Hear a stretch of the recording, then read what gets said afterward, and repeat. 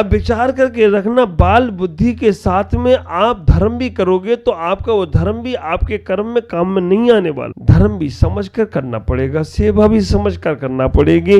हमें अपने जीवन में कल्याण के लिए हमें ये इतनी सोच, जैसे उन बच्चों की बाल बुद्धि थी, उनने पैर मेरा था, वो आपस में झगड़ने लग गई और वो मेरे ही पैर को मोड़ने की तैयारी में थे, वो तो मैंने रोक दिया, नहीं तो अभी पता नहीं क्या हो गया होता। आप विचार करो, ऐसी बाल बुद्धियां बहुत सारी हैं। कभी बस सामान पे झगड़ा हो जाता है, भाई ये मेरा सामान है, ये मेरा सामान है। सामान तो प्लास्टिक का है, लेकिन झगड़ इंसान रहा है, चेतनता लड़ रही है उसमें। और जब चेतनता लड़ती है तो कर्मबंध बहुत ज्यादा होता है, सामान तो यहाँ का यहीं रह जाता है। आप विचार करना, जब तक तुम्हारी समझ की बुद्धि बढ़ेगी तब तक तुम्हें सही हकीकत जानकारी होगी।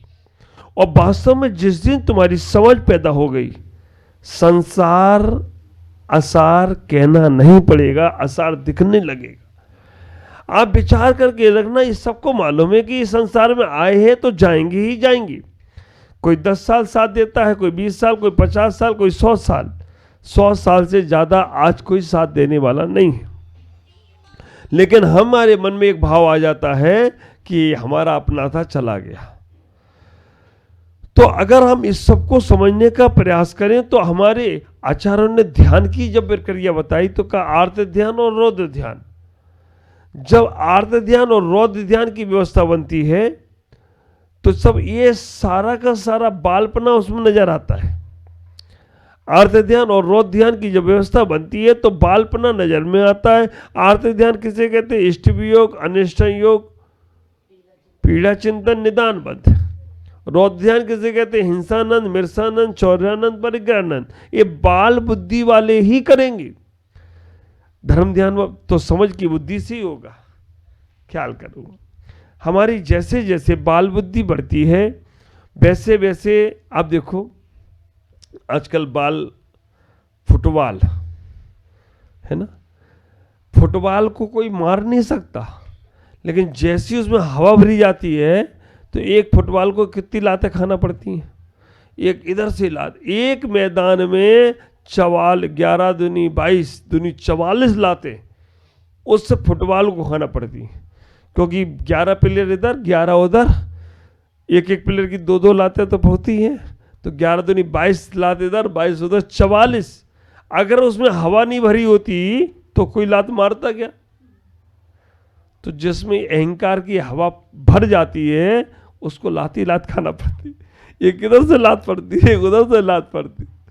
और आप विचार करके देखना, वो बाल बाल करके वो फुटबॉल हो जाता है। हमें इसीलिए अपने जीवन में दीवाल नहीं बनना है, द्वार बनना है। बाल बुद्धि देखना, बाल शब्द कहां का प्रयोग में आ रहा है? बाल, दीवाल में भी बाल है, फुटबॉल में भी बाल है, पोरवाल में भी बाल है, खंडेलवाल में भी बाल है, अग्रवाल में भी बाल है, हमारे सर में भी बाल है। ये बाल, और मरण में भी बाल वाल मरण है, बहुत जगह आएगा। थोड़ा बहुत चिंतन आप लोग भी करना, सब मैं ही करूंगा तो फिर आप लोग क्या करोगे? तो ये बाल जहां जहां है वहां वहां खतरनाक स्थितियां हैं। आप विचार करके रखो, हम जितना जीवन में अपने आत्मज्ञान को प्राप्त करेंगे उतना हम जीवन में बहुत आगे बढ़ेंगे। बाल बुद्धि से बचने का प्रयास करो, बालपने में ज्ञान न लहो। ये जो ज्ञान शब्द है ये बहुत महत्वपूर्ण है। हमारे आचार्य ने तो कहा कि ज्ञान आदमी को बंधन में कारण नहीं है। ज्ञान के साथ जब आसक्ति जुड़ती है, जब मोह जुड़ता है तो वो बंधन में कारण पड़ता है। तो हमें अपने जीवन को इतना ही समझ के रखना है कि ये बाल बुद्धि से निकलना है आगे। आप क्या कर रहे हो, कैसे कर रहे हो, क्यों कर रहे हो, हर चीज पर आपका एक प्रश्नवाचक चिन्ह होना चाहिए। जब तुम्हारी हर चीज पर एक प्रश्नवाचक चिन्ह होगा तो विचार करके रखना, तुम्हारा जीवन बहुत अच्छा होगा। देखो, फुटबॉल में हवा भरी है तो वो फुटबॉल पिटती है, और गाड़ी में जो बाल है ना, ट्यूबवाल, उसमें हवा भर दें तो वो गाड़ी पार भी लगा देती है। तो जब हमारे अंदर कुछ समता की बाल लगेगी तो हम आगे भी पहुंचेंगे, और अहंकार की हवा भरी जाएगी तो हमको लात खानी पड़ जाएगी। अपने जीवन को इतना ही समझने का प्रयास करें, तुम्हारा जीवन बहुत अच्छा है। बाल बुद्धि से आगे बढ़कर समझ को पैदा करने का प्रयास करें। केवल हम अपनी सोच को छोटी चीज़ों में नहीं रखें, क्योंकि जो लोग सोच छोटी रखते हैं वो लोग कभी ऊंचे उठ नहीं सकते हैं। छोटी सोच और पाँव की मोच कभी किसी को आगे बढ़ने नहीं देती है। इसलिए हम छोटी मोटी चीज़ों में उलझे नहीं। देखो, हमारे घर में पोता होता है, दादाजी से कहता है, दादाजी आज हम दोनों लड़ाई करेंगे। दादाजी कहते हैं, तो यार तो हमसे लड़ेगा नहीं? हाँ, हम लड़ेंगे। तो दादाजी से वो पोता लड़ता है, जीतता कौन है, दादाजी या पोता? पोता जीतता है, क्योंकि मालूम है दादाजी को कि इससे मैं जीत कर हार जाऊंगा, ये रोने लग जाएगा। तो दादाजी जानबूझ के हार जाते। एक तो बच्चा बुद्धि देखो बालक की। एक लड़का आया, बालक आया, बेटा आया, अपने पिता से बोला, पिताजी मैं शादी करूंगा। पिताजी ने बोला, बेटा अभी तुम्हारी उम्र क्या है? कुछ भी हो, मैं शादी करूंगा। तो पिताजी ने भी मजाक पूछ लिया, लड़की देख ली है क्या? ने हाँ, लड़की देख ली है। कौन सी देखी है? देखना क्या है, तुमने मेरी माँ से शादी की, मैं तुम्हारी माँ से करूंगा। बाल बुद्धि देखो,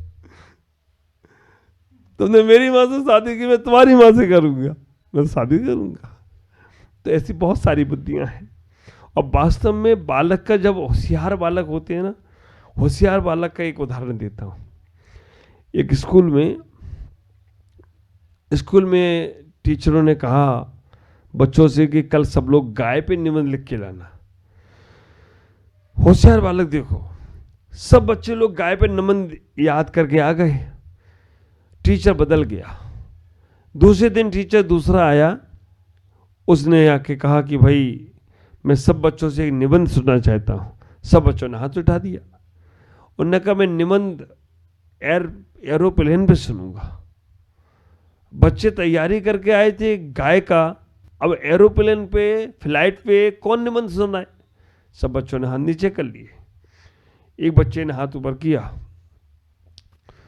उसने कहा मैडम मैं सुनाऊं? ने हाँ, एरोप्लेन पे। अब विचार करके रखना, वो बच्चा इतना होशियार था, उसने कहा मैं अपने मम्मी पापा के साथ फ्लाइट से उड़ने के लिए गया। एक फ्लाइट थी और फ्लाइट में हम लोग जैसे ही बैठे, हमने नीचे देखा तो एक गाय थी। गाय चल रही थी। गाय सफ़ेद कलर की थी। गाय की पूंछ थी। गाय के 2 सींग थे। गाय बहुत अच्छी थी और गाय रवा रही थी। उसके साथ एक बछड़ा था, वो गाय का दूध पी रहा था। हमारा फ्लाइट उड़ गया, 20 लाइन पूरी हो गई। टीचर भी अपना सर खुजाया, यार गाय पे सुनाया या प्लेन पे सुनाया? नहीं, टीचर ने भी मैं गाय पे सुनाया, फ्लाइट पे सुनाया। फ्लाइट उड़ गई, 20 लाइन पूरी हो गई। होशियार बच्चे ऐसे ही होते। अब एक होशियार बच्चा इतना होशियार, एक गुरुजी मिल गए उसे। गुरु कम, गुरु घंटाल ज्यादा होंगे वो।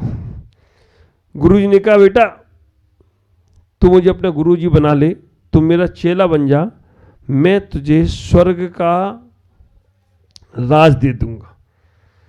गुरु ने चेले को कहा कि गुरु ने बेटे को कहा कि तू मुझे अपना गुरु बना ले और तू मेरा चेला बन जा, मैं तुझे स्वर्ग का राज दे दूंगा। बच्चे ने कहा गुरुजी तुम मेरे चेले बन जाओ। तो गुरुजी ने कौतूहल पूछ लिया कि मैं तुम्हारा चेला बन गया, तुम मुझे क्या दोगे? उन्होंने कहा मैं दिल्ली का राज तुम्हें दे दूंगा। तो टीचर ने पूछा, गुरुजी ने कहा कि दिल्ली का राज तेरे बाप का है क्या? तो चेली ने बोला स्वर्ग का राज तुम्हारे पिताजी का है क्या?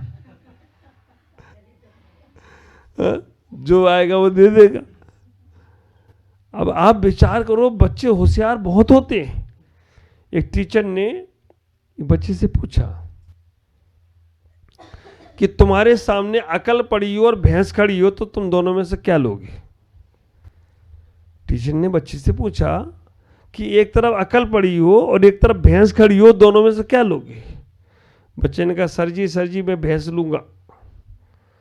गुरुजी ने कहा यही तो बुद्धि की कमी है, अगर मैं होता तुम्हारी जगह तो अकल ही लेता। बच्चे ने उत्तर दिया गुरुजी जिसके पास जो नहीं होगा वो तो वही लेगा। मेरे पास भैंस नहीं तो मैं भैंस लूंगा, तुम्हारे पास अकल नहीं तो तुम अकल ले लेना। बच्चे तो बच्चे, गुरुजी अभी तक चक्कर खा के गिर गए। वो तो बच्चे होशियार भी होते हैं। होशियार बच्चों के साथ में रहकर हम अपने जीवन को होशियार ही बनाए। तो बालपन में ज्ञान नहीं ला तो विचार कर। हमें छोटे छोटे बच्चों की 2-3 उदाहरण और है, अभी दूंगा नहीं,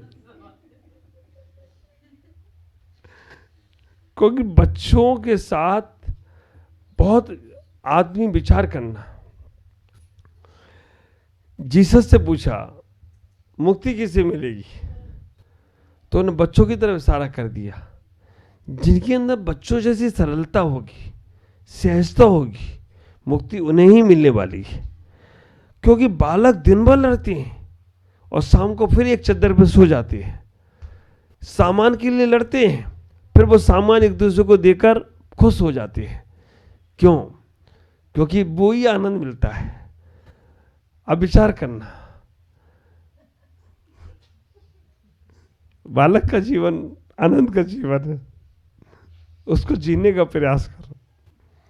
बालक जैसी सरलता, बालक जैसी सहजता आप विचार करके रखना।